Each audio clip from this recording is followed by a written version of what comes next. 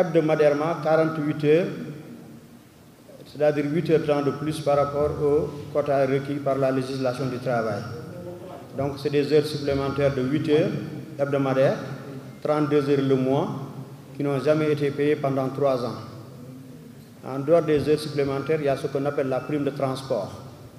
Elle est allouée à tout travailleur. Pour ce qui concerne nous qui sommes au niveau de l'autoroute Ila Touba, elle s'élève à 20 800 par personne. Il est simple de faire le calcul. Pour une année, ça va être dans l'ordre de 241 600. Voyez-vous, et pour 3 ans, c'est au minimum 750 000. Ils sont au nombre pratiquement de 200 et quelques personnes. Si vous faites le calcul, ça va avoisiner le milliard qui n'a jamais été payé et qui est là sur place. Mais là où le bas blesse encore beaucoup plus, c'est quand on parle des reversements au niveau des institutions sociales, plus particulièrement quand on parle de l'IPRES. Je ne vais pas vous apprendre que, en ce qui concerne l'IPRES, ce sont les travailleurs d'aujourd'hui qui cotisent pour les retraités d'aujourd'hui. Et ces travailleurs d'aujourd'hui seront les retraités de demain. Ce sera au tour des travailleurs de demain qui vont cotiser aux retraités de demain, qui sont les travailleurs d'aujourd'hui. Et pendant 3 ans, c'est une manne financière qui avoisine, pratiquement beaucoup plus le milliard, qui n'a jamais été reversé. Et là, il appartient à l'État, parce que c'est de l'argent qui devait aller directement au niveau du trésor public. Ça n'a jamais été reversé. Et les sociétés, les entreprises qui se sont succédées ont la lourde tâche de s'expliquer par rapport à ce détournement qu'on peut qualifier de DDP, détournement de deniers publics. Et mieux, pour aller dans ce qu'on appelle le social, vous savez ce que c'est les prestations familiales qui reviennent à la famille du travailleur, plus particulièrement à sa femme, à son épouse, à ses épouses et à ses enfants. On appelle ça plus particulièrement les prestations de nuit ou les prestations de familiales. Ça devait revenir à sa famille et depuis 3 ans, on est à la 4e année, il n'y a jamais eu de paiement de prestations de familiales pour l'ensemble du personnel qui est sur place. Là encore, c'est une autre chose qui fait tache d'huile.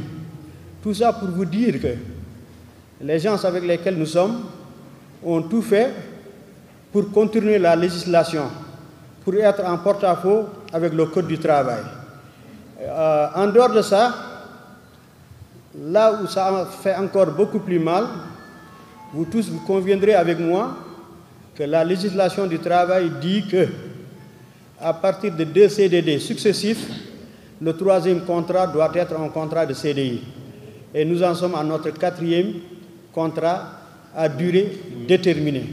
C'est ce qu'on appelle du jamais vu dans l'histoire. C'est du jamais vu. Maintenant, ça c'était juste un rappel historique. Mais pour ce qui concerne la motivation de cette conférence de presse, il va falloir que les gens sachent que, au moment où on vous parle, 16 personnes parmi nous ont été licenciées arbitrairement et abusivement pour des motifs divers, dont le motif principal, je vais y revenir,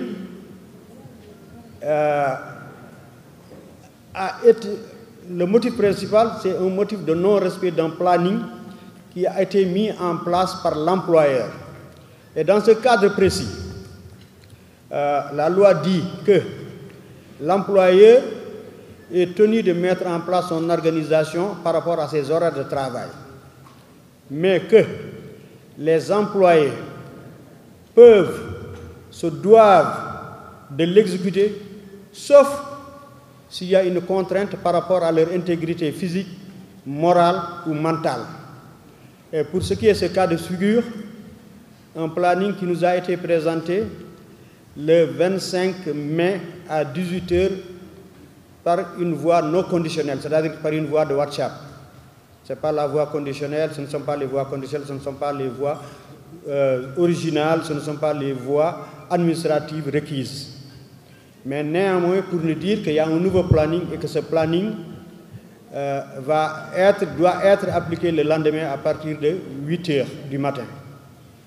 Ce nouveau planning ne respecte pas ce qu'on appelle le code du travail, pour diverses raisons. Premièrement, il y a ce qu'on appelle le délai de prévenance. C'est-à-dire, au moins, ce planning devait être mis à disposition au niveau du travail au moins 72 heures avant son exécution. Ça n'a pas été respecté parce que ça ne fait même pas comme adresse 24 heures. La deuxième chose, avant qu'un nouveau planning ne soit mis en place, l'employeur se doit de faire en sorte que l'inspecteur du travail de la zone requise puisse disposer du planning de travail. Et cela n'a pas été le cas jusqu'au moment où je vous parle. Et maintenant, mieux encore, au moment où ce planning a été rejeté par l'ensemble des travailleurs qui étaient sur place, c'est-à-dire plus de 400 et quelques travailleurs, pendant 10 jours, c'est-à-dire du 26 mai jusqu'au 5 juin, il y a eu ce qu'on appelle une mission de médiation. Un du personnel de l'AGEROUTE qui est sur place avec nous, un monsieur que nous félicitons d'abord, que nous félicitons très bien, qui est pratiquement quelqu'un de très remarquable, quelqu'un à qui nous tous nous vouons un respect de par son humanisme, de par sa dignité. Il s'agit de M. Ibrahima Diong. Ce dernier a accepté d'être le médiateur, facilitateur de ce problème. Il avait reçu l'aval du directeur des autorités du Sénégal, en la personne de M. Bokar Mbao.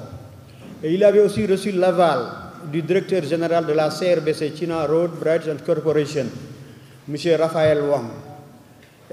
Pour sa médiation, nous sommes allés en réunion avec ce qu'on appelle les chefs de gare. Ils sont au nombre de 4, plus lui-même et plus maintenant le comité qui dirige le collectif dont je préside. Au bout de cette médiation, il y a eu ce qu'on appelle un procès verbal. Ce procès verbal dit que, en protocole, il est composé de 3 articles. D'abord, l'article 1 dit que ce protocole a pour objectif l'application du nouveau planning de travail mis en place par la direction de la CRBC à partir du lundi 6 juin 2022 en P1. L'instauration d'un dialogue permanent entre les deux parties et l'accompagnement des chefs de gare pour la mise en place du nouveau planning. Dans son article 2, il dit que le collectif dont je préside déclare avoir reçu le planning à la date du 26 mai via les chefs de gare et le collectif a décidé de se conformer dès le 6. Ce que le collectif a jugé inapproprié et décide de continuer de travailler. Maintenant, en son article 2, les chefs de gare s'engagent à accompagner les équipes pour la mise en œuvre du planning par une gestion plus efficiente. Et en son article 3, la direction s'engage à tout mettre en œuvre pour instaurer un climat paisible. Voici le protocole et ça n'a jamais essayé de respecter.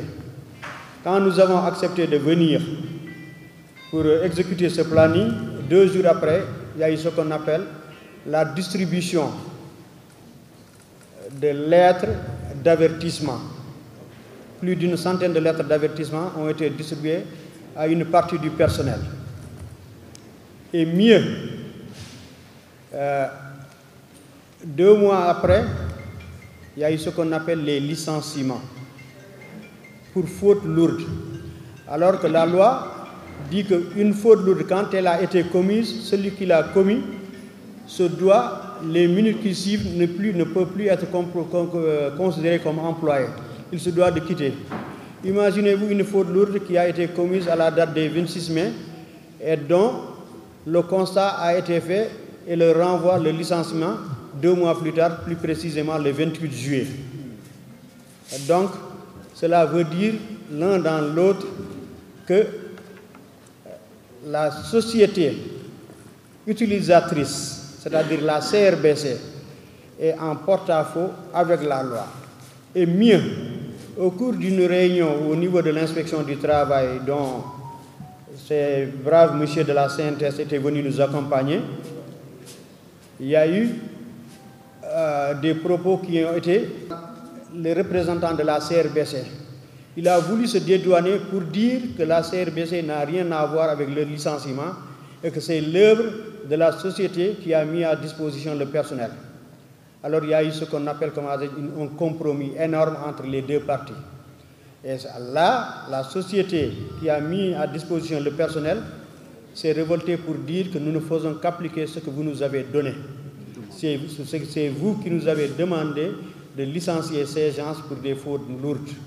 Alors il y a eu un problème. D'ailleurs, c'est pourquoi c'était une réunion de conciliation. Et finalement, cette réunion de conciliation n'a pas pu avoir lieu, mais le procès verbal n'a pas pu se faire. Il a fallu que les gens mettent en place ce qu'on appelle un procès verbal de non-conciliation. C'est-à-dire que les parties ne se sont pas conciliées. Et maintenant, ce procès verbal de non-conciliation nous a ouvert, de par la législation du travail, pour la mise en place d'un préavis de grève. Et ce préavis, nous l'avons écrit et nous l'avons déposé avec des ampliataires, dont les gouverneurs de région de Diourbel et de Thiès, c'est-à-dire les zones traversées par l'autoroute Ila Touba, les maires des villes de Thiès, Diourbel et de Mbour, du médiateur de la République, de l'ONG Jamra, de l'ambassade de Chine, de la direction de l'Ageroute, de la direction générale de la CRBC et de tous les autres partenaires.